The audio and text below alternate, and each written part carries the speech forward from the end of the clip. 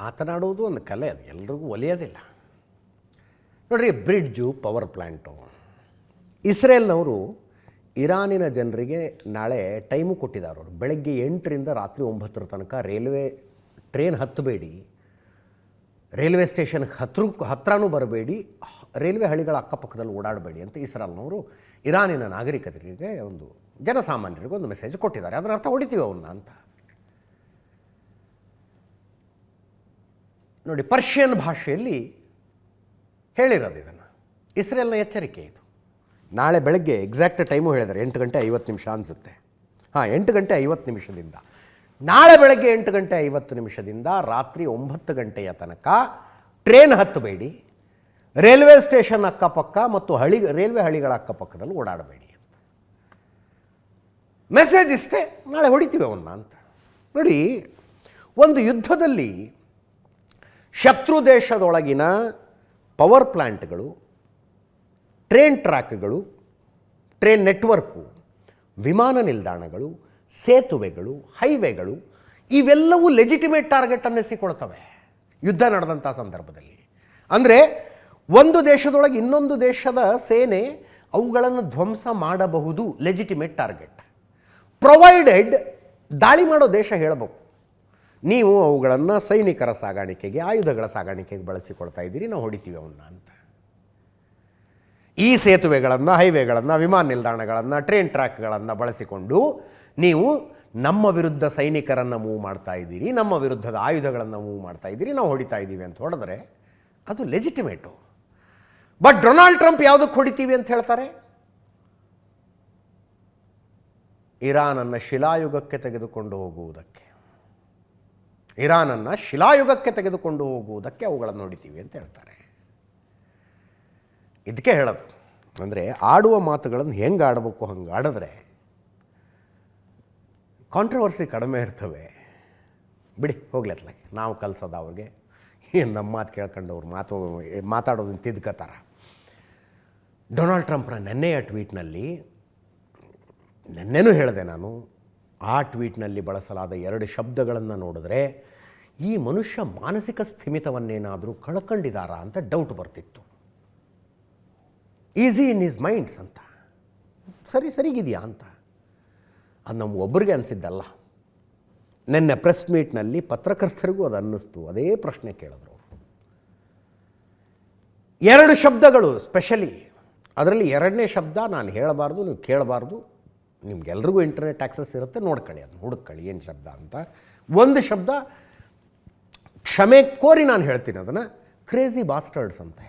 I am sorry, ಅಮೇರಿಕದ ಅಧ್ಯಕ್ಷರು ಬಳಸಿರುವ ಕಾರಣಕ್ಕಾಗಿ ನಿಮ್ಮ ಮುಂದೆ ನಾನು ನನ್ನ ಬಾಯಲ್ಲಿ ಅದನ್ನು ಹೇಳಬೇಕಾಗಿ ಬಂದಿದೆ, ಕ್ರೇಜಿ ಬಾಸ್ಟರ್ಡ್ಸ್. ನೆನ್ನೆ ಪತ್ರಕರ್ತರು ಪ್ರಶ್ನೆ ಕೇಳ್ತಾರೆ, ನೀವು ಹಿಂಗೊಂದು ಶಬ್ದ ಬಳಸಿದ್ದೀರಿ, ಅದನ್ನು ನೋಡಿ ನಿಮ್ಮ ಮನಸ್ಥಿತಿ ಸರಿ ಇದೆಯೋ ಇಲ್ವೋ, ಅಂದರೆ ತಲೆಗೆಲೆ ಕೆಟ್ಟಿದೆಯಾ ಅಂತ ಕೇಳೋದನ್ನು ಸ್ವಲ್ಪ ಡಿಪ್ಲೊಮೆಟಿಕ್ಕಾಗಿ ಕೇಳ್ತಾರೆ. ಅಂಥ ಜನ ಮಾತಾಡ್ಕೊತಿದ್ದಾರೆ, ನೀವು ಏನು ಹೇಳ್ತೀರಿ ಅಂದರೆ ನಾನು ಸರಿಯಾಗೇ ಇದ್ದೀನಿ ಅಂತಾರೆ ಟ್ರಂಪ್. ಬಿಡಿ, ಅದೆಲ್ಲ ಬಿಡಿ, ಮುಂದಿನ 9 ತಾಸಿನಲ್ಲಿ ಏನಾಗುತ್ತೆ ಅನ್ನೋ ವಿಷಯಕ್ಕೆ ಬರೋಣ. Donald Trump has decided a whole civilization will die tonight, never to be brought back again ಅಂತ. ಇರಾನ್ ಇಷ್ಟೆಲ್ಲ ಎಚ್ಚರಿಕೆಗಳ ಮಧ್ಯೆಯೂ ಮಣಿತಾ ಇಲ್ಲ. ಇರಾನ್ ಮಣಿತಾ ಇಲ್ಲ ಅನ್ನೋದಕ್ಕೆ ಇರಾನ್ನಲ್ಲಿ ಯಾರು ಮಣಿತಾ ಇಲ್ಲ ಅನ್ನೋದು ಇಂಪಾರ್ಟೆಂಟ್ ರೀ. IRGC ಆಳ್ತಾ ಇದೆ ಅದನ್ನು. ಅವರು ಸಾಯುವುದಕ್ಕೆ ಸಿದ್ಧರಾಗಿ ನಿಂತಿರುವಂಥ ಮುಜಾಹಿದೀನ್ಗಳು. IRGC ಅಂದರೆ ಇಸ್ಲಾಮಿಕ್ ರೆವಲ್ಯೂಷನರಿ ಗಾರ್ಡ್ಸ್ ಕಾರ್ಪ್ಸ್ ಅಂತ, ಸಾಯೋದಕ್ಕೆ ಸಿದ್ಧವಾಗಿ ನಿಂತವರು. ಅವರು ಏನೇನೋ ಕನಸಿಟ್ಕೊಂಡು, ಏನೇನೋ ಆಸೆ ಇಟ್ಕೊಂಡು, ಆ ವಿಷಯಕ್ಕೆ ಬೇಡಾಗಿ ಹೋಗೋದು. ಅವ್ರ ಕಂಡೀಷನ್ಸ್ ಹಾಕ್ತಾ ಇದ್ದಾರೆ. ಇನ್ನು ಇದನ್ನು ಇರಾನಿನ ಕಂಡೀಷನ್ನು ಅಂತ ನನ್ನ ಆತ್ಮಸಾಕ್ಷಿ ಒಪ್ಪೋದಿಲ್ಲ, ಇರಾನಿನ ಜನರ ಕಂಡೀಷನ್ ಅಂತಲೂ ನನ್ನ ಆತ್ಮಸಾಕ್ಷಿ ಒಪ್ಪೋದಿಲ್ಲ. IRGC ಕಂಡೀಷನ್ ಇದು. ಮೊದಲು ಇರಾನ್ ಯುದ್ಧ ಶುರು ಮಾಡಿಲ್ಲ, ಯುದ್ಧ ನಿಲ್ಲಿಸಿದ್ರೆ ಅಮೇರಿಕಾನೇ ನಿಲ್ಲಿಸಲಿ. ನಂಬರ್ 1, ಇರಾನ್ ಮೇಲೆ ಮುಂದೆ ಯಾವತ್ತೂ ದಾಳಿ ನಡೆಸೋದಿಲ್ಲ ಅನ್ನೋ ಭರವಸೆ ಕೊಡಲಿ. ಕೇವಲ ಇಷ್ಟು ದಿನಗಳ ಯುದ್ಧ ವಿರಾಮ ಅಲ್ಲ, ಶಾಶ್ವತವಾಗಿ ಯುದ್ಧ ನಿಲ್ಲಬೇಕು. ಇರಾನ್ ಮೇಲೆ ವಿಧಿಸಿರುವ ಅಷ್ಟೂ ನಿರ್ಬಂಧಗಳನ್ನು ತೆರವು ಮಾಡಬೇಕು. ಅಮೇರಿಕ ಮತ್ತು ಬೇರೆ ಬೇರೆ ದೇಶಗಳು ವಿಧಿಸಿರುವ ನಿರ್ಬಂಧಗಳೆಲ್ಲವೂ ತೆರವಾಗಬೇಕು. ಇರಾನ್ನ ಮಿತ್ರರ ವಿರುದ್ಧ ನಡೀತಾ ಇರುವ ಪ್ರಾದೇಶಿಕ ಯುದ್ಧಗಳ ಅಂತ್ಯ ಆಗಬೇಕು. ಇರಾನಿನ ಮಿತ್ರರ ವಿರುದ್ಧದ ಪ್ರಾದೇಶಿಕ ಯುದ್ಧ ಅಂತ್ಯ ಆಗಬೇಕು ಅಂದರೆ ಏನು ತಲೆಯಲ್ಲಿ ಇಟ್ಕೊಂಡಿದ್ದನ್ನು ಹೇಳಿರಬಹುದು ಅಂತಂದರೆ, ರಷ್ಯಾ ಯುಕ್ರೇನ್ ಯುದ್ಧವನ್ನು ನಿಲ್ಲಿಸಿ ಅನ್ನೋ ಲೆವೆಲ್ಗಿದೆ ಇದು ಬೇಡಿಕೆ. ಲೆಬನಾನ್ ದೇಶದ ಮೇಲೆ ಇನ್ನು ಮುಂದೆ ಇಸ್ರೇಲ್ ದಾಳಿ ಮಾಡಬಾರ್ದು. ಹಾನಿಯಾದ ಇರಾನ್ನ ಮರು ನಿರ್ಮಾಣಕ್ಕೆ ಅಮೆರಿಕಾನೂ ದುಡ್ಡು ಕೊಡಬೇಕು. ಹಾರ್ಮುಜ್ ಮೂಲಕ ಸುರಕ್ಷಿತ ಸಾಗಾಣಿಕೆಗೆ ಇರಾನ್ ನಿಯಮಗಳನ್ನು ರೂಪಿಸುತ್ತೆ. ನಿಯಮಗಳನ್ನು ರೂಪಿಸುತ್ತೆ ಅಂದ್ರೇನು? ನಾವು ಅದನ್ನು ಟೋಲ್ ಬೂತ್ ರೀತಿ ನಿಲ್ಲಿಸ್ಕೊಂಡು ಅಲ್ಲಿ ಹಡಗುಗಳಿಂದ ದುಡ್ಡು ವಸೂಲು ಮಾಡ್ತೀವಿ ಅಂತ. ಹಾರ್ಮುಜ್ ಶುಲ್ಕದ ಹಣದಿಂದ ಇರಾನ್ನ ಪುನರ್ ನಿರ್ಮಾಣ ಮಾಡಿಕೊಳ್ತೀವಿ, ಅದಕ್ಕೆ ಅವಕಾಶ ಮಾಡಿಕೊಡ್ಬೇಕು ಅಂತ 10 ಷರತ್ತುಗಳನ್ನು ಇರಾನ್ ಕಡೆಯಿಂದ ಹಾಕಲಾಗಿದೆ. ಇವು ಅಮೆರಿಕ ಒಪ್ಪಿಕೊಳ್ಳಬಹುದಾದ ಷರತ್ತುಗಳಲ್ಲ. ಫೆಬ್ರವರಿ 28ಕ್ಕಿಂತ ಮುಂಚೆ ಹಾರ್ಮುಜ್ನಲ್ಲಿ ದಾಟಿ ಬರೋದಕ್ಕೆ ಯಾವ ಹಡಗು ₹1 ಕೊಡಬೇಕಾಗಿರಲಿಲ್ಲ. ಈಗ ಏಕಾಏಕಿ ಇಂಡಿಯನ್ ಕರೆನ್ಸಿ ಲೆಕ್ಕ ಹಾಕಿದ್ರೆ 18-19 ಕೋಟಿ ರೂಪಾಯಿ ಕೊಡ್ಬೇಕಂತೆ ಒಂದೊಂದು ಹಡಗು. ಪರಿಸ್ಥಿತಿ ಹಿಂಗಾಗಿದ್ದು ಯಾಕೆ? ಡೊನಾಲ್ಡ್ ಟ್ರಂಪ್ ಮಾಡಿದ ದುಸ್ಸಾಹಸದಿಂದ. ಅದಕ್ಕೆ ಒಪ್ಪಿಗೆ ಕೊಟ್ಟರೆ ಚೀತು ಅನ್ನಲ್ವಾ ಜಗತ್ತು? ಹಿಂಗೆ ಮಾಡಿಟ್ರಿ ಅಂತ ಟ್ರಂಪ್ ಹೇಳೋದಿಲ್ವಾ? ಇದನ್ನು ಅವರು ಒಪ್ಕೊಳ್ಳೋ ಸಾಧ್ಯತೆಗಳ ಕಡಿಮೆ ಇದೆ. 9 ಗಂಟೆಗಳ ಟೈಮ್ ಇದೆ. ಇನ್ನು 9 ಗಂಟೆಗಳಲ್ಲಿ ಇರಾನನ್ನು ಶಿಲಾಯುಗಕ್ಕೆ ಕರೆದುಕೊಂಡು ಹೋಗುವ, ಶಿಲಾಯುಗಕ್ಕೆ ತಳ್ಳಿಬಿಡುವ, ಒಂದಿಡೀ ನಾಗರಿಕತೆಯನ್ನೇ ಕೊಂದು ಹಾಕಿಬಿಡುವ ಅಮೇರಿಕದ ಎಚ್ಚರಿಕೆಗೆ ಇರಾನಿನ ಪ್ರತಿಕ್ರಿಯೆ ಏನು? ಇರಾನಿನ ಪ್ರತಿಕ್ರಿಯೆ ಅಂದರೆ IRGC ಪ್ರತಿಕ್ರಿಯೆ ಅಂತ ಓದ್ಕೊಳ್ಳಿ ಅಷ್ಟೇ. ಅದನ್ನ ಮೊಜ್ತಬಾ ಖಮೇನಿ ಹೆಸರಿನಲ್ಲಿ IRGC ಅವರು ರಿಲೀಸ್ ಮಾಡಿರುವ ಹೇಳಿಕೆ ಇದು. ನಮ್ಮ ನಾಯಕರನ್ನು ಕೊಂದಾಕ್ಷಣ ಇರಾನಿನ ಶಕ್ತಿ ನಾಶವಾದಂತಲ್ಲ, ಇರಾನನ್ನು ಶಿಲಾಯುಗಕ್ಕೆ ಕೊಂಡೊಯ್ಯುವ ಬೆದರಿಕೆಗೆ ಬಗ್ಗಲ್ಲ. ನಿಮ್ಮ ಒತ್ತಡದ ಹೊರತಾಗಿಯೂ ಇರಾನ್ನ ಮಿಲಿಟರಿ ಬಲ ಉಳಿಯುತ್ತದೆ. ಇಂದು ಅಮೆರಿಕದ ದಾಳಿ ತಡೆಯಲು ನಾವು ಕೂಡ ಸಿದ್ಧರಾಗಿದ್ದೇವೆ. ನೀವು ದಾಳಿ ಮಾಡಿದ್ರೆ ಅಮೆರಿಕದ ಡೇಟಾ ಸೆಂಟರ್ ಮೇಲೆ ದಾಳಿ ಮಾಡ್ತೇವೆ ಅಂತ. ಇದು ಪ್ರತಿಕ್ರಿಯೆ. ಚಿತ್ರ ಪ್ರತಿಕ್ರಿಯೆಗಳು ಬರ್ತಾ ಇದ್ದಾವೆ. ಬೇರೆ ಬೇರೆ ದೇಶಗಳಲ್ಲಿರುವ ಇರಾನಿಯನ್ ಎಂಬಸಿಗಳು ವೈರಲ್ ಆಗುವಂಥ ಪ್ರತಿಕ್ರಿಯೆಗಳನ್ನು ಕೊಡ್ತಾ ಇದ್ದಾವೆ. ಅವುಗಳ ಪೈಕಿ ಒಂದು ನನ್ನ ಕೈಯಲ್ಲಿದೆ ನೋಡಿ. The US President's explicit threat to bomb Iran back to Stone Age reflects ignorance, not strength, and constitutes evidence of intent to commit war crimes under international humanitarian law and the Rome Statute. ಇದು ಬಿಡಿ, ಈ second paragraph interesting ಇದೆ. Iran's civilization spans more than 7,000 years, whereas the US is scarcely 250 years old. Civilizations are defined by their history, culture, resilience and scientific contributions. ಅಂತ ಇದು ಬಹಳ ವಿಡಂಬನಾತ್ಮಕವಾದಂಥ post, ಇದು reaction. ಇದು Donald Trump a whole civilization will die tonight, never to be brought back again ಅಂತ ಹೇಳಿದಾಗಲೂ civilisation ಅನ್ನೋ ಶಬ್ದ ಬಳಸುವಾಗ ಮೈ ಮೇಲೆ ಎಚ್ಚರ ಇರಲಿ ಅಂತ ಹೇಳ್ತೀನಿ ನಾನು ಅಷ್ಟೇ. ಇರಾನಿನ ಸಿವಿಲೈಸೇಷನ್ನು ಇಟ್ ಈಸ್ ಆಲ್ರೆಡಿ ಕಿಲ್ಡ್, ಹೋಗ್ಬಿಟ್ಟಿದೆ ಸಿವಿಲೈಸೇಷನ್ನು. ಸಿವಿಲೈಸೇಷನ್ ಅಂದರೆ ಬರೀ ಜನಸಂಖ್ಯೆ ಅಲ್ಲ ರೀ. ನಾನು ಹೇಳ್ತಾ ಇರೋದು ಸ್ವಲ್ಪ ಗಂಭೀರವಾಗಿ ಕೇಳಿಸ್ಕೊಳ್ಳಿ. ಸಿವಿಲೈಸೇಷನ್ ಬಗ್ಗೆ, ನಮ್ಮ ಬೇರುಗಳ ಬಗ್ಗೆ ಅಂದರೆ ತಮ್ಮ ಬೇರುಗಳ ಬಗ್ಗೆ ಮಾತನಾಡೋದು ಕೆಲವೇ, ಅಂದರೆ ಇನ್ನೊಂದು ದೇಶದಲ್ಲೂ ಕೆಲವು ಮುಸ್ಲಿಮರಿದ್ದಾರೆ ಅಂತ ಅನಿಸಿದ್ದು ನನಗೆ. ಅದರ್ವೈಸ್ ನಾನು ನೋಡಿದ ಪೈಕಿ ಇಂಡೋನೇಷ್ಯಾದವರಿಗೆ ತಮ್ಮ ಸಿವಿಲೈಸೇಷನಲ್ ಮೆಮೊರಿ ಇದೆ. ತಜಕಿಸ್ತಾನದಲ್ಲಿ ಸಿವಿಲೈಸೇಷನಲ್ ಮೆಮೊರಿ ಇದೆ. ಇರಾನ್ನವ್ರಿಗಿದೆಯಾ? What is Iran civilisation? ನೀವು ಇತಿಹಾಸವನ್ನು ನೋಡಿದ್ರೆ ಜಗತ್ತಿನ ಮೊಟ್ಟ ಮೊದಲ ಸೂಪರ್ ಪವರ್ ದೇಶ ಪರ್ಷಿಯಾ. ಈಗ ಇರಾನ್ ಅಂತೇನು ಕರಿತೀವಲ್ಲ, ಪರ್ಷಿಯಾ ಆಗಿತ್ತದು ಜಗತ್ತಿನ ಮೊಟ್ಟ ಮೊದಲ ಸೂಪರ್ ಪವರ್. ಅದು ಸಿವಿಲೈಸೇಷನ್ ಅರ್ಥಾತ್ ನಾಗರಿಕತೆ ಅಂತಂದರೆ ಜನಸಂಖ್ಯೆ ಅಲ್ಲ, ಬರೀ ಜನಸಂಖ್ಯೆ ಅಲ್ಲ. ಇದರಲ್ಲೇ ಹೇಳ್ತಾರಲ್ಲ, civilisations are defined by their history, ಇತಿಹಾಸ. ಪಾಕಿಸ್ತಾನಿಯರಿಗೆ ಅವರ ಇತಿಹಾಸದ ಅರಿವಿದೆಯಾ? ಅವ್ರು ಏನಾಗಿದ್ದಾರೆ ಅಂತ? ಅದನ್ನು ಸಿವಿಲೈಸೇಷನ್ ಅನ್ನೋಕ್ಕಾಗತ್ತಾ? Culture, what culture has left there? ಒಂದು ನಾಗರಿಕತೆ, ಒಂದು ಸಿವಿಲೈಸೇಷನ್ ಅಂದರೆ ಅಲ್ಲಿನ ಧಾರ್ಮಿಕ ಆಚರಣೆಗಳು, ಹಬ್ಬ ಹರಿದಿನಗಳು, ಉಡುಗೆ ತೊಡುಗೆಗಳು, ಭಾಷೆ, ಸಾಹಿತ್ಯ, ಕಲೆ, ಸಂಸ್ಕೃತಿ, ನೃತ್ಯ, ಸಂಗೀತ, ಹಾಡು ಎಲ್ಲವೂ ಬಂತ್ರಿ. ಎಲ್ಲ ಸೇರಿಸಿದ್ರು ಒಂದು ಸಿವಿಲೈಸೇಷನ್ ಆಗತ್ತೆ. ಸರಿಯಾಗಿ ಹಿಜಾಬ್ ಹಾಕ್ಕೊಂಡಿಲ್ಲ ಅನ್ನುವ ಕಾರಣಕ್ಕಾಗಿ 22 ವರ್ಷದ ಹುಡುಗಿಯನ್ನ ನಡು ರಸ್ತೆಯಲ್ಲಿ ಸಾಯುವಂತೆ ಬಡಿಯುವ ಸಿವಿಲೈಸೇಷನ್ನು ಇರಾನದ್ದು ಯಾವತ್ತಾಗಿತ್ತು?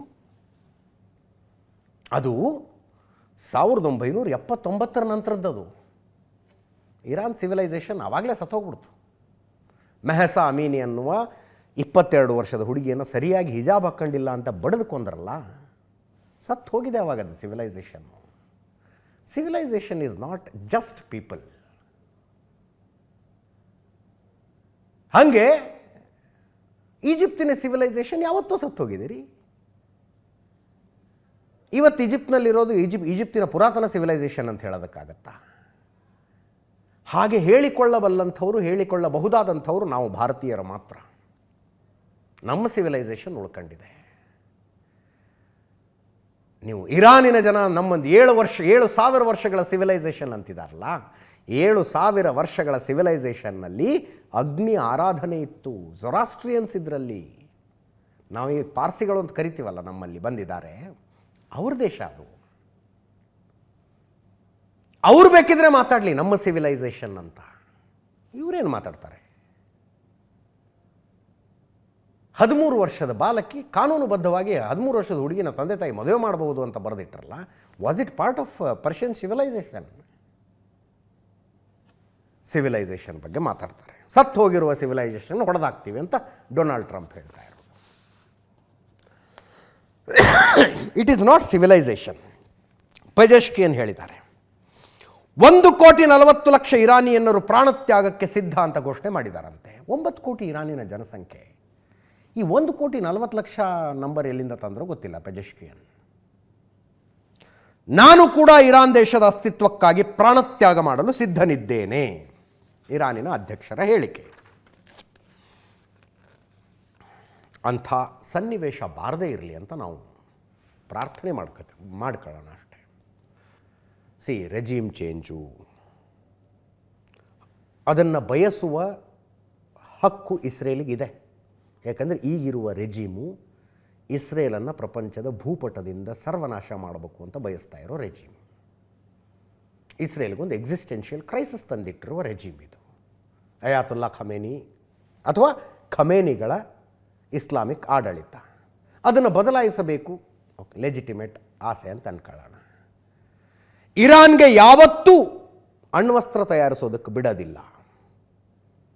ಇಸ್ರೇಲ್ನ ಬಯಕೆ, ಎಕ್ಸಿಸ್ಟೆನ್ಷಿಯಲ್ ಕ್ರೈಸಿಸ್, ಅದಕ್ಕೆ ಒಪ್ಕೊಳ್ಳೋಣ. ಆದರೆ ಇರಾನಿನ ಜನಸಾಮಾನ್ಯರು, ನಿಷ್ಪಾಪಿಗಳು, ಮಕ್ಕಳು, ಮರಿ, ಅವುಗಳ ಪಾಲಿಗೆ ಮಾರಕ ಆಗಬಾರ್ದು, ಅವರ ಪಾಲಿಗೆ ಮಾರಕ ಆಗಬಾರ್ದು ಅಂತ ಅಷ್ಟೇ. ಇದಕ್ಕೆ ಸಂಬಂಧಿಸಿದ ಮುಂದಿನ ಸುದ್ದಿಗೆ ಹೋಗೋಣ. ನೆನ್ನೆ 10 ಭಾರತೀಯ ಕಾಲಮಾನದ ಪ್ರಕಾರ 10 ಡೊನಾಲ್ಡ್ ಟ್ರಂಪ್ ಮಾತಾಡಿದ್ರು. ನಾವು ಏನೋ ಅಂದ್ರೆ ಯುದ್ಧದ ಬಗ್ಗೆ ಏನೋ ದೊಡ್ಡ ಘೋಷಣೆ ಆಗುತ್ತೆ ಅಂತ ಕೂತ್ಕೊಂಡ್ವಿ. ಕೇಳ್ತಾನೇ ಇದ್ದೆ ನಾನು. 12 ಗಂಟೆ ತನಕ ಆಯ್ತು ರಾತ್ರಿ ಅದು ಪ್ರೆಸ್ ಮೀಟು. ಅವ್ರು ಮಾತಾಡಿ ಇವ್ರು ಮಾತಾಡಿ, ಒಂದಷ್ಟು ಪ್ರಶ್ನೆ ತಗೊಂಡು ಇವ್ರದ್ದು ಪ್ರಶ್ನೆ ತಗೊಂಡು ಅಂತ. ಆ ಪ್ರೆಸ್ ಮೀಟ್ನ ಬಹುತೇಕ ಭಾಗ ಇದ್ದದ್ದು ಇರಾನ್ ಒಳಗಡೆಯಿಂದ ತಮ್ಮ 2ನೇ ಪೈಲಟ್ ಅಲ್ಲ, ವೆಪನ್ ಆಫೀಸರ್ನ ಹೆಂಗೆ ಸುರಕ್ಷಿತವಾಗಿ ಕರ್ಕೊಂಡು ಬಂದರು ಅಂತ. ಉಳಿದಿದ್ದೇನೇ ಇರಲಿ, ಟ್ರಂಪ್ ಹುಚ್ಚಾಟಗಳು, ಅತಿರೇಕದ ಹೇಳಿಕೆಗಳು, ಅದು ಏನೇ ಇರಲಿ, ನನಗೆ ಆ ದೇಶದ ಕಮಿಟ್ಮೆಂಟ್ ಇಷ್ಟ ಆಯಿತು. ಒಂದು ಶತ್ರು ದೇಶದೊಳಗೆ ನಮ್ಮ ದೇಶದ ಒಬ್ಬ ವ್ಯಕ್ತಿ ಸಿಕ್ಕಾಕೊಂಡಿದ್ದಾನೆ ಅಂದರೆ ಆತನನ್ನು ಜೀವಂತವಾಗಿ ಮತ್ತು ಸುರಕ್ಷಿತವಾಗಿ ವಾಪಸ್ ಕರ್ಕೊಂಡು ಬರೋದಕ್ಕೆ ಅದು ಏನು ಹೋಗುತ್ತೋ ಹೋಗಲಿ ಅಂತ ಹೆಚ್ಚು ಕಡಿಮೆ 5,000 ಕೋಟಿ ರೂಪಾಯಿಗಳನ್ನು ಅಮೇರಿಕ ಖರ್ಚು ಮಾಡ್ತು ಇಂಡಿಯನ್ ಕರೆನ್ಸಿಯಲ್ಲಿ. 5,000 ಕೋಟಿ. ಅಮೇರಿಕ ಶ್ರೀಮಂತ ದೇಶ, ಅಥವಾ ಶ್ರೀಮಂತ ಅಂತ ಬಿಂಬಿಸಲ್ಪಟ್ಟಿರುವ ದೇಶ. ಆದರೂ 5,000 ಕೋಟಿ ದೊಡ್ಡ ಅಮೌಂಟೇ ರೀ. ಡೊನಾಲ್ಡ್ ಟ್ರಂಪು ಅದರ ಬಗ್ಗೆ ಹೆಮ್ಮೆಯಿಂದ ಮಾತನಾಡಿದ್ದು, yes, worth it. They said life is important, not the hardware ಅಂತ. ಅಂದರೆ ಹಾರ್ಡ್ವೇರ್ ಅಂದರೆ ವಿಮಾನಗಳು, ಕ್ಷಿಪಣಿಗಳು, ಆ ಉಪಕರಣಗಳು, ಅವೆಲ್ಲ ಇಂಪಾರ್ಟೆಂಟು. ಜೀವ, ಒಬ್ಬ ಅಮೇರಿಕನ್ನನ ಜೀವಕ್ಕಾಗಿ ನಾವು ಏನನ್ನಾರೂ ಕಳ್ಕೊಳ್ಳೋದಕ್ಕೆ ಸಿದ್ಧ ಇದ್ದೀವಿ ಅಂತ. ಮತ್ತೆ ಮತ್ತೆ ಮತ್ತೆ ಮತ್ತೆ ಡೊನಾಲ್ಡ್ ಟ್ರಂಪ್ ಅದನ್ನು ಒತ್ತಿ ಹೇಳಿದರು. No one will be left behind ಅಂತ. ಯಾರನ್ನೂ ಬಿಟ್ಟು ಬರೋದಿಲ್ಲ ನಾವು ರಣರಂಗದಲ್ಲಿ. ಈ ರೀತಿಯ ಕಾರ್ಯಾಚರಣೆಗಳು ಮತ್ತು ಕಾರ್ಯಾಚರಣೆಯ ನಂತರ ಒಂದು ದೇಶದ ಅಧ್ಯಕ್ಷರು ಮತ್ತು ಆ ಕಾರ್ಯಾಚರಣೆಯ ನೇತೃತ್ವ ವಹಿಸಿದಂಥವ್ರು ಬಂದು ಅಸರ್ಟಿವ್ ಆಗಿ ಮಾತಾಡೋದಿದೆಯಲ್ಲ, ಅದು ಸೈನಿಕರ ಮೊರಾಲ್ ಬೂಸ್ಟ್ ಮಾಡುತ್ತೆ.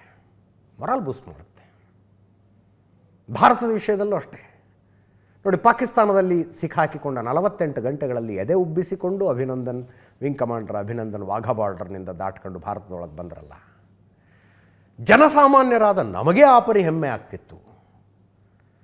ಮತ್ತೊಂದು ಕಾರ್ಯಾಚರಣೆಗೆ ಸಿದ್ಧನಾಗುವ ಏರ್ಫೋರ್ಸ್ ಪೈಲಟ್ಗೆ ಎಷ್ಟು ಬೂಸ್ಟ್ ಕೊಡಬಹುದು ಅದು. Just imagine. ಕೇಳಿಸ್ಕೊಳ್ಳಿ, ನೆನ್ನೆ ಮಾತಾಡಿದ ಒಂದಷ್ಟು ಮಾತುಗಳನ್ನು ಕೇಳಿಸ್ತೇವೆ ನಿಮಗೆ. ನೋಡಿ, ಆ ಎರಡನೆಯ ಪೈಲಟ್ನನ್ನು, ಮೊದಲೇ ಪೈಲಟ್ನನ್ನು ಕೂಡ ಬದುಕಿಸುವುದಕ್ಕೆ ಸಹಾಯ ಮಾಡಿದ್ದು 800 ಗ್ರಾಮ್ ತೂಕದ ಇದೊಂದು ಉಪಕರಣ. CSEL ಅಂತ ಕರೀತಾರಂತೆ ಇದನ್ನು. Combat survivor evader locator. Specially ಶತ್ರು ದೇಶದೊಳಗೆ ಹೋಗಿ ಕಾರ್ಯಾಚರಣೆ ಮಾಡುವ ಸೈನಿಕರಿಗಳಿಗೋಸ್ಕರ ಬೋಯಿಂಗ್ ಕಂಪನಿಯವರು ತಯಾರು ಮಾಡಿರುವಂಥ ಉಪಕರಣ. ಪೈಲಟ್ಗಳಿಗೆ ಇದು ಇಜೆಕ್ಟ್ ಆದ ತಕ್ಷಣ ಪೈಲಟ್ ಜೊತೆಗೆ ಇರುತ್ತೆ, ನೇರವಾಗಿ ಅಮೇರಿಕನ್ ಸ್ಯಾಟಲೈಟ್ನ ಕನೆಕ್ಟ್ ಮಾಡುತ್ತಂಥದ್ದು. ನೇರವಾಗಿ ಅಮೇರಿಕನ್ ಸ್ಯಾಟಲೈಟನ್ನು ಕನೆಕ್ಟ್ ಮಾಡಿ ಅಮೇರಿಕದ ಕಮಾಂಡ್ ಸೆಂಟರ್ ಅಮೇರಿಕದ್ದು ಏನಿರುತ್ತೆ ಅದರ ಜೊತೆಗೆ ಪೈಲಟನ್ನು ಕಾಂಟ್ಯಾಕ್ಟ್ ಮಾಡಿಸುತ್ತೆ. ಇವರು ಭಾಳ ಈಗರ್ಲಿ ವೇಟ್ ಮಾಡ್ತಾಯಿದ್ರು. ವಿಮಾನಂತೂ ಹೊಡೆದು ಬಿಟ್ಟಿದ್ದಾರೆ F-15, ಅದು ಬಿದ್ದು ಬಿಟ್ಟಿದೆ. 8 ತಾಸುಗಳೊಳಗೆ ಒಬ್ಬ ಪೈಲಟ್ನ ಕರ್ಕೊಂಬಂದರು. ಇನ್ನೊಬ್ಬ ಪೈಲಟ್ಟು ಇಬ್ಬರು ಅಕ್ಕಪಕ್ಕ ಅಂದರೆ ಹಿಂದೆ ಮುಂದೆನೇ ಕೂತ್ಕೊಂಡಿರ್ತಾರೆ ಯುದ್ಧ ವಿಮಾನದಲ್ಲಿ. ಬಟ್ ವಿಮಾನಕ್ಕೆ ಘಾತ ಆಗಿ ಇಜೆಕ್ಟ್ ಬಟನ್ ಒತ್ತಿದಾಗ ಪ್ಯಾರಾಶೂಟ್ ಮೇಲೆ ಹಾರ್ತವಲ್ಲ ಆ ಸೀಟ್ಗಳು 50 ಮೀಟರ್ ಮೇಲೆ, ಅದಾದ ನಂತರ ಪ್ಯಾರಾಶೂಟು ಅದು ಎಷ್ಟೆಷ್ಟು ದೂರ ಹೋಗ್ಬಿಡ್ತಾವೆ ಹೇಳೋದಕ್ಕೆ ಬರೋದಿಲ್ಲ. ತುಂಬ ಸಲ ಪೈಲಟ್ಗಳು ಅನ್ಕಾನ್ಷಿಯಸ್ ಆಗಿಬಿಟ್ಟಿರ್ತಾರೆ ಹೊಡೆತಕ್ಕೆ. ಒಬ್ಬ ಪೈಲಟ್ ಲೊಕೇಶನ್ ಕರೆಕ್ಟಾಗಿ ಸಿಕ್ತು, 8 ತಾಸಿನಲ್ಲಿ ಕರ್ಕೊಂಬಂದ್ಬಿಟ್ರು. ಇನ್ನೊಬ್ಬ ಪೈಲಟ್ಟು ಆತ ಕಮಾಂಡ್ ಸೆಂಟರನ್ನು ಕಾಂಟ್ಯಾಕ್ಟ್ ಮಾಡಿದ್ದು ಇದರ ಮೂಲಕ. ಆತ ಹೇಳಿದ್ದು 3 ಶಬ್ದಗಳು, ಗಾಡ್ ಈಸ್ ಗುಡ್ ಅಂತ. ನೆನ್ನೆ ಟ್ರಂಪ್ ಹೇಳ್ತಾರೆ ಗಾಡ್ ಈಸ್ ಗುಡ್ ಅಂತ ಅಂದಾತ ಅಂತ. ಈ ಲೊಕೇಟ್ರದ್ದು 21 ದಿವಸ ಬ್ಯಾಟ್ರಿ ಲೈಫ್ ಇರುತ್ತೆ, 21 ದಿವಸ ಲೊಕೇಶನ್ ಕೊಡ್ತಾ ಇರುತ್ತದು. ಇದರ ಫ್ರೀಕ್ವೆನ್ಸಿನ ಟ್ಯಾಪ್ ಮಾಡೋದು ಎನಿಮಿಗಳಿಗೆ ಕಷ್ಟ, ಶತ್ರುಗಳಿಗೆ ತುಂಬ ಕಷ್ಟ, ಭಾಳ ಕಷ್ಟ ಅದು. ಇದರ ಆಧಾರದ ಮೇಲೆ ಆತ ಎಲ್ಲಿದ್ದಾನೆ ಅಂತ ಗೊತ್ತಾಯಿತು. ಅದಕ್ಕೆ ಬೆಟ್ಟ ಹತ್ತು ಅಂತಂದ್ರು ನೆನ್ನೆ ಡಿಟೇಲಾಗಿ ಮಾತಾಡಿದ್ವಿ ಇದರ ಬಗ್ಗೆ. ಅಂತೂ ಇಂತೂ ಇತಿಹಾಸದಲ್ಲಿ ಶಾಶ್ವತವಾಗಿ ದಾಖಲಾಗುವಂಥ ಒಂದು ಕಾರ್ಯಾಚರಣೆಯನ್ನು ಅಮೇರಿಕ ಮಾಡಿ ಮುಗಿಸ್ತು. ಕಂಗ್ರ್ಯಾಚುಲೇಷನ್ಸ್ ಅವರಿಗೆ. ಅದರಲ್ಲಿ 2 ಗ್ಲೋಬ್ ಮಾಸ್ಟರ್ ವಿಮಾನಗಳನ್ನು ಕಳ್ಕೊಂಡ್ರು, ಹರ್ಕ್ಯುಲಸ್ಗಳನ್ನು ಕಳ್ಕೊಂಡ್ರು, ಒಂದು ಬ್ಲ್ಯಾಕ್ ಹಾಕ್ ಹೆಲಿಕಾಪ್ಟರ್ ಹೋಯ್ತು ಅವ್ರದ್ದು, ಇನ್ನೊಂದು ಯುದ್ಧ ವಿಮಾನ ಯಾವುದೋ ಒಂದು ಕರೆಕ್ಟಾಗಿ ಗೊತ್ತಿಲ್ಲ, ಇನ್ನೊಂದು ಯುದ್ಧ ವಿಮಾನನೂ ಕಳ್ಕೊಂಡಿದ್ದಾರೆ. 55 ವಿಮಾನಗಳನ್ನು ಈ ಕಾರ್ಯಾಚರಣೆಗೆ ಬಳಸಿದರು. ಕಾರ್ಯಾಚರಣೆ ಯಶಸ್ವಿಯಾದ ನಂತರ ದೇಶದ ಅಧ್ಯಕ್ಷರು ಬಂದು life is important, not the hardware ಅಂದರು. No one will be left behind ಅಂದರು. ಅಭಿನಂದನೆಗಳು ಆ ದೇಶಕ್ಕೆ. ಮುಜ್ತಬಾ ಖಮೇನಿ ಕೋಮಾದಲ್ಲಿರೋದು ಹೌದಾ? ಅಮೇರಿಕನ್ ಮೀಡಿಯಾದಲ್ಲಿ ಬರ್ತಾ ಇರೋ ವರದಿಗಳನ್ನು ನೋಡಿದ್ರೆ ಅದೊಂದು ಸಂಶಯ ಮೊದಲಿಂದಾನೂ ಇದೆ. ಬದುಕಿದ್ದದ್ದು ಹೌದಾದರೆ ಒಂದು ವಿಡಿಯೋನೋ ಆಡಿಯೋನೋ ಫೋಟೋನೋ ಏನಾರು ಒಂದು ರಿಲೀಸ್ ಮಾಡಬೇಕಲ್ಲ, ಏನೂ ಇಲ್ಲ. ಅಮೇರಿಕದ ಗಡುವನ್ನು ನಾವು ಒಪ್ಪಿಕೊಳ್ಳುವುದಿಲ್ಲ ಅಂತ ಮುಜ್ತಬಾ ಖಮೇನಿ ಹೆಸರಿನಲ್ಲಿರುವ ಸ್ಟೇಟ್ಮೆಂಟನ್ನು ರಿಲೀಸ್ ಮಾಡಿರೋದು IRGC ಅವರು. ಅದೆಲ್ಲ ಬಿಡಿ, ಸುಪ್ರೀಂ ಲೀಡರ್ ಆಗಿ ಆಯ್ಕೆಯಾದಾಗಲೂ ಜನರಿಗೆ ಬಂದು ಒಂದು ವಿಶ್ ಮಾಡಲಿಲ್ಲ, ಅದರದೊಂದು ವಿಡಿಯೋ ಬರಲಿಲ್ಲ, ಪ್ರತಿಕೃತಿಯನ್ನು ಇಟ್ಕೊಂಡು ಸಂಭ್ರಮಾಚರಣೆ ಮಾಡಿದ್ರು. ಈಗ ಟೈಮ್ಸ್ ಮ್ಯಾಗಝಿನ್ ಹೇಳ್ತಾ ಇದೆ ದೇಶ ನಡೆಸುವ ಸ್ಥಿತಿಯಲ್ಲಿ ಮುಜ್ತಬಾ ಖಮೇನಿ ಇಲ್ಲ, ಅವರು ಕೋಮಾದಲ್ಲಿದ್ದಾರೆ. ಅವರ ಹೆಸರಿನಲ್ಲಿ IRGC ಆಡಳಿತ ನಡೆಸ್ತಾ ಇದೆ. ಆ್ಯಕ್ಚುಲಿ ಫೆಬ್ರವರಿ 28ನೇ ತಾರೀಕು ಏನು ದಾಳಿ ಮಾಡಿದ್ರಲ್ಲ, ಫಸ್ಟ್ ಅಟ್ಯಾಕು, ಆ ದಾಳಿಯ ಸಂದರ್ಭದಲ್ಲಿ ಅಯಾತುಲ್ಲಾ ಖಮೇನಿಯ ಹೆಂಡತಿ, ಮಗಳು, ಅಳಿಯ, ಮುಜ್ತಬಾ ಖಮೇನಿ ಹೆಂಡತಿ, ಇವರ ಮಕ್ಕಳು ಎಲ್ಲರೂ ಸತ್ತು ಹೋದರು. ಮುಜ್ತಬಾ ಖಮೇನಿ ಅದೇ ಪ್ರಿಮೈಸಸ್ಸಲ್ಲಿದ್ದದ್ದು, ಬಟ್ ಬಿಲ್ಡಿಂಗ್ ಬೇರೆ. ಆ ದಾಳಿಯಲ್ಲಿ ಮುಜ್ತಬಾ ಖಮೇನಿ ಗಂಭೀರವಾಗಿ ಗಾಯಗೊಂಡು ಚಿಕಿತ್ಸೆ ತಗೋತಿದ್ದಾರೆ ಅಂತ. ಕೋಮಾದಲ್ಲಿದ್ದಾರೆ ಅಂತ ಸುದ್ದಿ. ಅದರ ಅರ್ಥ ತಾನು ಸುಪ್ರೀಂ ಲೀಡರ್ ಆಗಿ ಆಯ್ಕೆಯಾದದ್ದು ಕೂಡ ಗೊತ್ತಿಲ್ಲ. ಹೆಂಗೆ ಗೊತ್ತಿರೋಕ್ಕೆ ಸಾಧ್ಯ ಕೋಮಾದಲ್ಲಿರುವಾಗ? ಅದಕ್ಕೆ IRGC ಅವರು ಸ್ಟೇಟ್ಮೆಂಟ್ಸ್ ರಿಲೀಸ್ ಮಾಡ್ತಾ ಇದ್ದಾರಂತೆ. ಇದರ ಮಧ್ಯದಲ್ಲಿ ಟರ್ಕಿಯಲ್ಲಿ ಇಸ್ರೇಲ್ ಎಂಬಸಿ ಮೇಲೆ ಗುಂಡಿನ ದಾಳಿಯಾಗಿದೆ. ಟರ್ಕಿಯಲ್ಲಿ ಜನ ಇಲ್ಲ ಅಲ್ಲಿ ಅಷ್ಟೇ. ಇಸ್ರೇಲು ತನ್ನ ಎಂಬಸಿ ಖಾಲಿ ಮಾಡಿಬಿಟ್ಟಿದೆ, ಇಸ್ತಾನ್ಬುಲ್ನಲ್ಲಿರುವ ಎಂಬಸಿಯನ್ನು. ಮೊನ್ನೆ ನಾನು ಈಗ ಒಂದು ವಾರದ ಹಿಂದೆ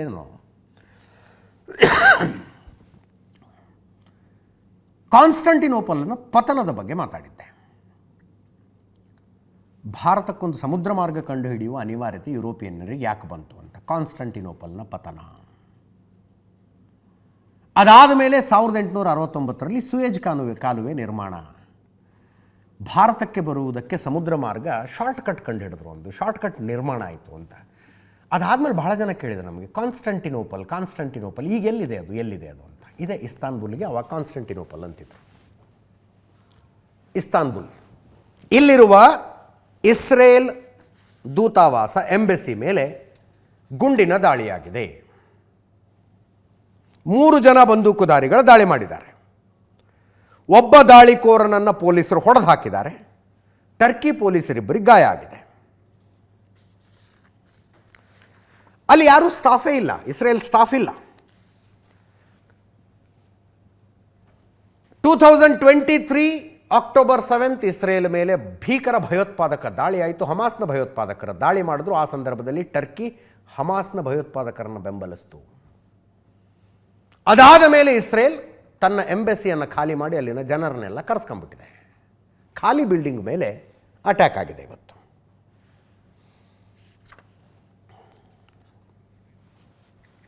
ಈ ಮಧ್ಯದಲ್ಲಿ ಇರಾನಿನ ರೆಸಿಸ್ಟೆನ್ಸ್, ಅಂದರೆ ಈ ಯುದ್ಧದಲ್ಲಿ ಸಂಜೆ 7 ಗಂಟೆ ಡಿಬೇಟ್ನಲ್ಲೂ ನಾವು ಚರ್ಚೆ ಮಾಡ್ತಾ ಇದ್ವಿ.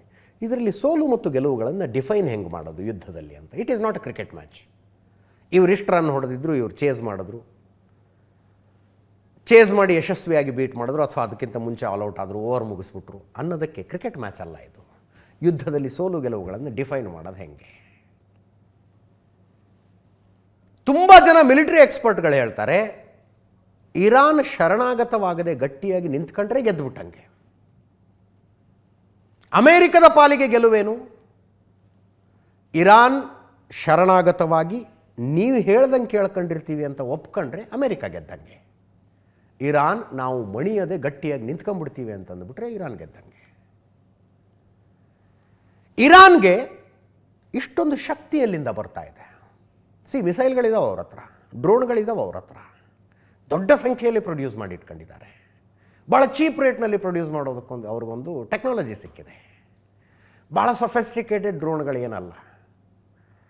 ನಾವು ಹೆಂಗೆ ಈಗ ಬ್ರಹ್ಮೋಸ್ ಕ್ಷಿಪಣಿ ಕರೆಕ್ಟಾಗಿ ಹೋಗಿ ಗುರಿಗೆ ಹೊಡೆಯುತ್ತೆ, ಇರಾನಿನ ಡ್ರೋನ್ಗಳು ಹಂಗಲ್ಲ, ಒಂದು ಅಂದಾಜು ಮೇಲೆ ಹೋಗ್ತಾವೆ ಅಷ್ಟೇ. ಭಾಳ ಪ್ರಿಮಿಟಿವ್ ಟೆಕ್ನಾಲಜಿ ಇಟ್ಟಿದ್ದಾರೆ ಅದರಲ್ಲಿ, ಎಲ್ಲಿ ದಾಳಿ ಮಾಡಬೇಕು ಅನ್ನೋದಕ್ಕೆ. ಆದರೆ ಎಲ್ಲಿ ದಾಳಿ ಮಾಡಬೇಕು ಅನ್ನುವ ಟಾರ್ಗೆಟ್ ಯಾರು ಕೊಡ್ತಿದ್ದಾರೆ? ಇರಾನ್ ಹತ್ರ ಆ ಶಕ್ತಿ ಇಲ್ಲ. ಫಾರ್ ಎಕ್ಸಾಂಪಲ್, ಸೌದಿ ಅರೇಬಿಯಾದಲ್ಲಿ ಅಮೇರಿಕದ ಒಂದು ಸೇನಾ ನೆಲೆ ಇದೆ. ಆ ಅಮೇರಿಕದ ಸೇನಾ ನೆಲೆಯ ಮೇಲೆ ದಾಳಿ ಮಾಡಬೇಕು. ಸೇನಾ ನೆಲೆ ತುಂಬ ದೊಡ್ಡದಿದೆ, ಎಕ್ಸಾಕ್ಟಾಗಿ ಎಲ್ಲಿ ಹೊಡಿಬೇಕು ಅಥವಾ ಯಾವಾಗ ಹೊಡಿಬೇಕು? ಸೇನಾ ನೆಲೆ ಖಾಲಿ ಇದ್ದಾಗ ಹೊಡೆದ್ರೆ ಏನು ಪ್ರಯೋಜನ? ಅಲ್ಲೊಂದು 4 ಹೆಲಿಕಾಪ್ಟ್ರು, ಒಂದು 7-8 ವಿಮಾನ ನಿಂತ್ಕೊಂಡಾಗ ಹೊಡೆದ್ರೆ ಲಾಸ್ ಮಾಡ್ದಂಗೆ ಅಮೇರಿಕಕ್ಕೆ. ಅಲ್ಲಿ ಹೆಲಿಕಾಪ್ಟ್ರು ವಿಮಾನಗಳು ನಿಂತ್ಕೊಂಡಿದ್ದಾವೆ, ಈಗ ಹೊಡಿಬೇಕು ಅಂತ ಇರಾನ್ಗೆ ಹೇಳೋರು ಯಾರು? ರಷ್ಯಾ ತನ್ನ ಸ್ಯಾಟಲೈಟ್ ಮೂಲಕ ಸಹಾಯ ಮಾಡ್ತಾ ಇದೆ ರಷ್ಯಾ. ಹಾಗೆ ಚೀನಾದ ಪ್ರೈವೇಟ್ ಕಂಪನಿ ಒಂದು ಸಹಾಯ ಮಾಡಿದೆ ಅಂತ ಸುದ್ದಿ. ಅದು ಏನು? ಆರ್ಟಿಫಿಷಿಯಲ್ ಇಂಟೆಲಿಜೆನ್ಸ್ ಬಳಸ್ಕೊಂಡು.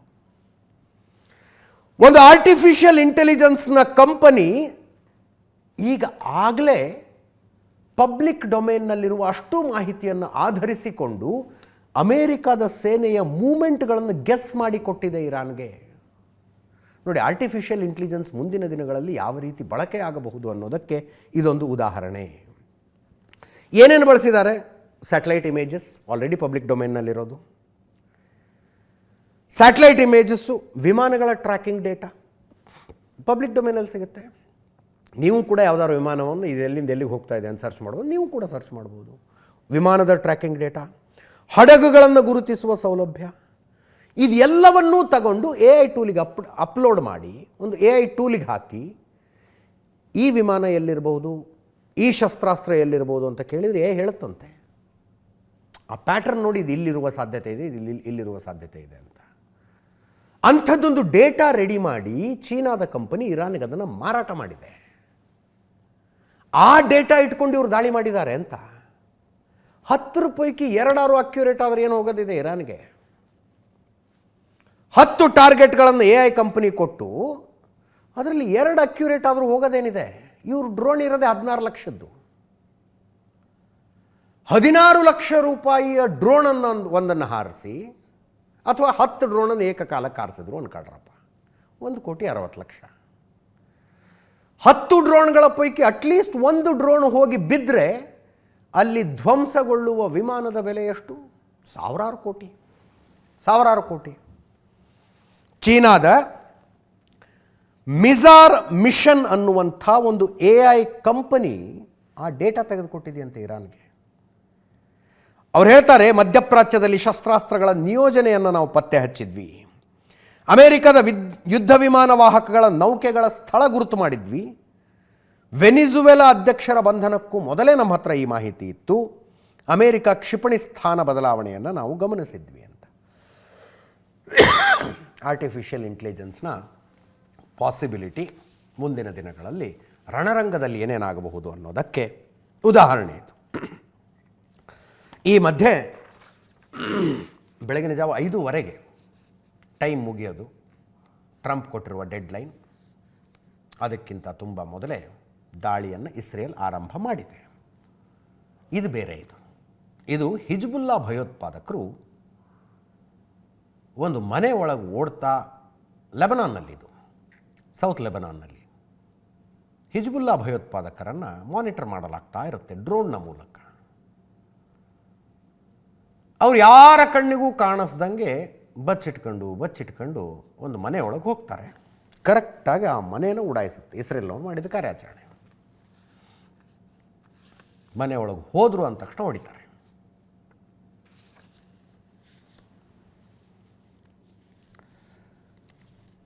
ಸಿರಾಜ್ನಲ್ಲಿರುವ ಗುಪ್ತಚರ ನೆಲೆಯ ಮೇಲೆ ದಾಳಿ ನಡೆದಿದೆ. ಇರಾನ್ನ ಗುಪ್ತಚರ ಸಚಿವಾಲಯ ಇದು. ಅಂಡರ್ಗ್ರೌಂಡ್ ಇತ್ತಂತೆ, ಬೇರ್ ಸಮೇತ ಹೊಡೆದಾಕಿದ್ದಾರೆ. ಕರಾಜ್ನಲ್ಲಿ ರೈಲ್ವೆ ಸ್ಟೇಷನ್ ಹೊಡೆದಿದ್ದಾರೆ. ಹ್ಯಾಸ್ಟ್ರೌಡ್ ಮತ್ತು ಟ್ಯಾಬ್ರಿಚ್ ಮಧ್ಯದ ಹೈವೇ ಉಡಾಯಿಸಿದ್ದಾರೆ. ಖರ್ಗ್ ಐಲ್ಯಾಂಡ್ ಮೇಲೆ ಇವತ್ತೊಂದು ಸ್ವಲ್ಪ ದಾಳಿಗಳಾಗಿದ್ದಾವೆ. ಖರ್ಗ್ ಐಲ್ಯಾಂಡ್ ಹಾರ್ಮುಜ್ ಜಲಸಂಧಿಯಲ್ಲಿದೆ. ಇರಾನಿನ 90% ಆಯಿಲ್ ಎಕ್ಸ್ಪೋರ್ಟ್ ಆಗೋದು ಅಲ್ಲಿಂದ. ಅದರ ಬಗ್ಗೆ ತುಂಬ ಹೇಳಿದ್ದೀವಿ. ಟೆಹರಾನಿನ ಮೇಲೆ ದಾಳಿಗಳು ಮುಂದುವರೆದಿದ್ದಾವೆ. ಸೇತುವೆ ಹತ್ರ ನಿಂತಿದ್ದಂಥ 2 ಇರಾನಿಯನ್ನರ ಮೃತಪಟ್ಟಿದ್ದಾರೆ. ರೈಲ್ವೆ ಬ್ರಿಡ್ಜ್ ಇದು. 100 ಯುದ್ಧ ವಿಮಾನಗಳು ಇವತ್ತು ಬಳಕೆಯಾಗಿದ್ದಾವಂತೆ. ಮೆಹರಾಬಾದ್ ಏರ್ಪೋರ್ಟ್, ಇರಾನಿನ ಮೆಹರಾಬಾದ್ ಏರ್ಪೋರ್ಟ್ ಮೇಲೆ ಇಸ್ರೇಲ್ ದಾಳಿ ಮಾಡಿದೆ. ಎಷ್ಟು ಸಲ ಮಾಡ್ತಾರೆ ಇದ್ರ ಮೇಲೆ? ನಡೀತಾನೇ ಇದೆ 40 ದಿನಗಳಿಂದ ಇದ್ರ ಮೇಲೆ ದಾಳಿ. ಏರ್ಪೋರ್ಟ್ನಲ್ಲಿದ್ದ ತೈಲ ಮತ್ತು ಶಸ್ತ್ರಾಸ್ತ್ರ ಸಂಗ್ರಹಾಗಾರ ಧ್ವಂಸಗೊಂಡಿದೆಯಂತೆ. ಟೆಹರಾನ್ ಮೇಲೆ ಟಾಮಹಾಕ್ ಕ್ಷಿಪಣಿಗಳ ದಾಳಿಯಾಗಿದೆ.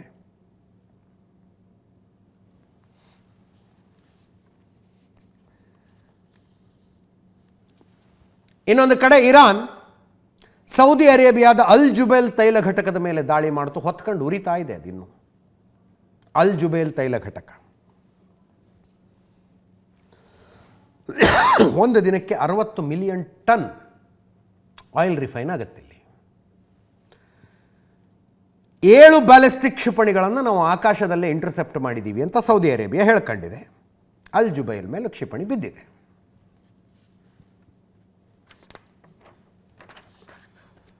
ಇಸ್ರೇಲ್ನ ಪೇಟಾ ಟಿಕ್ವಾ ನಗರದ ಮೇಲೆ ಇರಾನಿನ ಕ್ಷಿಪಣಿ ದಾಳಿ.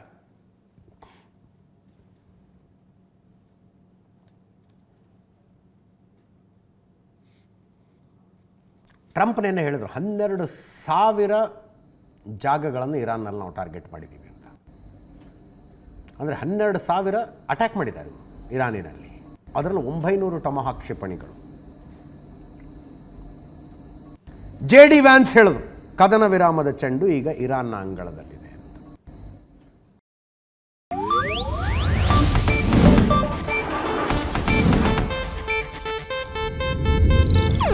ಇದು ಏಷ್ಯಾನೆಟ್ ನ್ಯೂಸ್ ನೆಟ್ವರ್ಕ್ ಪ್ರಸ್ತುತಿ.